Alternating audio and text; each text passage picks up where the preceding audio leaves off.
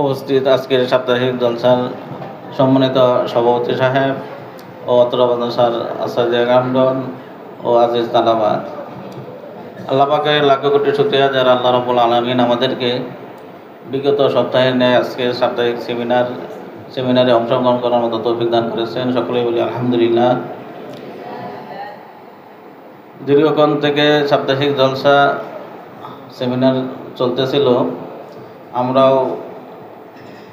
আমি শুরু থেকে উপস্থিত ছিলাম না, তারপরেও আমরা অফিস থেকে অনেকটা শুনছি। আলহামদুলিল্লাহ, আমাদের যে উদ্দেশ্য, আমাদের এই সাপ্তাহিক সেমিনারের দ্বারা যে উদ্দেশ্য, সপ্তাহের একটা গুরুত্বপূর্ণ সময়ে যে মঙ্গলবার দিন আমাদের এই অনুষ্ঠানের জন্য বরাদ্দ করেছি, যে উদ্দেশ্য, এটা আস্তে আস্তে আমাদের উদ্দেশ্য সফল হতে যাচ্ছে। আমরা আরও আন্তরিকভাবে কামনা করি যাতে তোমরা এটার প্রতি আরও পরিপূর্ণভাবে গুরুত্ব দেবে। আমাদের হুজুরা যেভাবে বলছেন, ওনারা যে কথাগুলো দিক নির্দেশনা দিচ্ছেন, তোমরা এভাবে চলবে। আশা করি তোমাদের ফায়দা হবে। আমি একটু ভিন্ন বিষয়ে আলোচনা করব, বিভিন্ন বিষয়ে যেগুলো আমার দৃষ্টিতে বিভিন্ন সময় পড়ে। এর মধ্যে অন্যতম একটা বিষয়, আমরা যে এই প্রতিষ্ঠানে আসছি মাদ্রাসা, এই মাদ্রাসা হলো জান্নাতের বাগান। যে মাদ্রাসায় বাগে জান্নাত, মাদ্রাসা হলো জান্নাতের বাগান।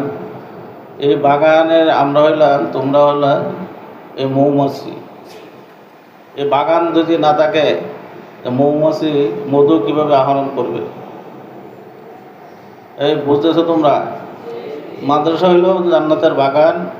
এই বাগানের মধ্যে যে যারা ছাত্র আছে তারা হলো কি মৌমাছি। এই মৌমাছি যদি বাগান না থাকে তারা মধু কীভাবে আহরণ করবে? এই বাগানকে সংরক্ষণ করা, এগুলোকে যত্ন করা, এটা তোমাদের দায়িত্ব, কর্তব্য। যদি তোমরা এটা যত্ন না করো, সংরক্ষণ না করো, তো বাগান নষ্ট হয়ে যাবে। কাজেই এই প্রতিষ্ঠানের প্রতি, এই বাগানের প্রতি তোমাদের সজাগ থাকতে হবে, এর প্রতি আন্তরিকতা থাকতে হবে, দয়া থাকতে হবে, মহব্বত থাকতে হবে। যদি মনে করো এটা খালি ঘুমাইলাম, খাইলাম, সময় পাস করার জন্য আসছি, তাহলে হবে না কিছু। এটার প্রতি দরদ থাকতে হবে। এই প্রতিষ্ঠানের সব বিষয়ের প্রতি তোমাদের একটা দরদ থাকতে হবে। এটা যদি কোনো ক্ষতি হয় তাহলে তোমাদের কষ্ট পেতে হবে। এই বিষয়ের প্রতি তোমাদের সজাগ থাকতে হবে। তো মাদ্রাসায় যাতে কোনো আসবাবপত্র, কোনো জিনিস তোমাদের দ্বারা যাতে নষ্ট না হয়, এদিকে খেয়াল রাখবে। আমি একটা বিষয় লক্ষ্য করছি যে আমাদের যে বাথরুমের যে জুতাগুলো দেওয়া হয়েছে, এই জুতাগুলোর মধ্যে একটা জুতা আমি দেখছি, নতুন জুতা, এটার এই যে নিজের সামনের এই জুতার ফিতার নাই, বোল্টও নাই। এই জিনিসটা কি বাইরে লোকে এটা ছিঁড়ছে? এটা তো এরকম না যে এই জুতা পাপ দেওয়া রাস্তার মধ্যে হাঁটতেছে গিয়ে উষ্টা গায়া কোনো পাথরের মধ্যে বা শিকড়ের মধ্যে উষ্টা গায়ে ছিঁড়ে গেছে। এই যে বাথরুমের মধ্যে টাইস করা, এটা তো কোনো উষ্টা খাওয়ানোর জিনিস না। এই জিনিসটা ছিল কীভাবে?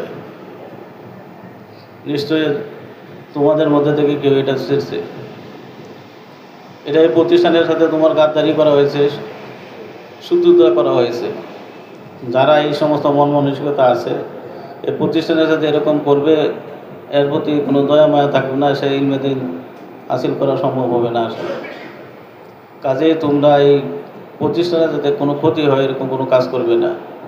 অনেকেই এই দরজা জানানোর মধ্যে লাথি মারতেছে, বদ্ধা ভাঙতেছে, এগুলো করতেছে। এগুলো আসলে ঠিক না। এই প্রতিষ্ঠানের প্রতিটা জিনিসের প্রতি তোমাদের দরদ থাকতে হবে, যাতে আমার দ্বারা এই প্রতিষ্ঠানে যাতে কোনো ক্ষতি না হয়। আশা করি আর তোমরা এই প্রতিষ্ঠানে যে কোনো কিছু ক্ষতি হয় এরকম আর কোনো কাজ করবে না। ঠিক আছে তো ইনশাল্লাহ? 2 নম্বর আরেকটা বিষয়, আমাদের ছাত্রদের যে 24 ঘন্টার যে নিয়ম রুটিন দেওয়া হয়েছে, এই 24 ঘন্টার রুটিন অনুযায়ী তোমরা চলবে।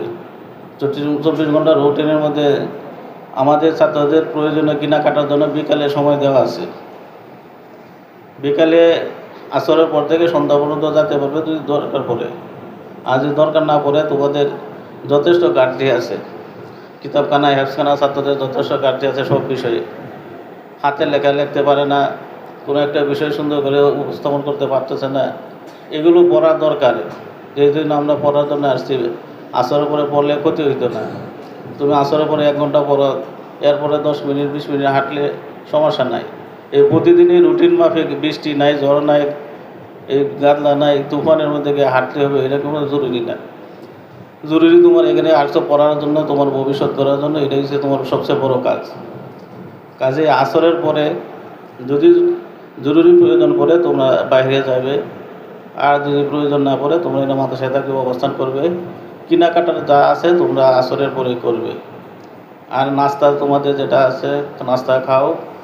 তোমরা নাস্তা যদি কিনে এনে মাদ্রাসায় রাখো তাহলে তোমাদের সময়টা নষ্ট হবে না। এই আসরের পরে কেনাকাটার সময়, নির্ধারিত সময়, এরপরে যাতে ছাত্রদেরকে বাইরে না দেখা যায়। এশারের পরে, মাগরিবের পরে বা হুজুরের রাতে ঘুমানোর ছুটি দেওয়ার পরে এই দোকানে গিয়ে ছাত্ররা আড্ডা মারা, এটা অত্যন্ত মাদ্রাসার জন্য একটা বদনামের জিনিস।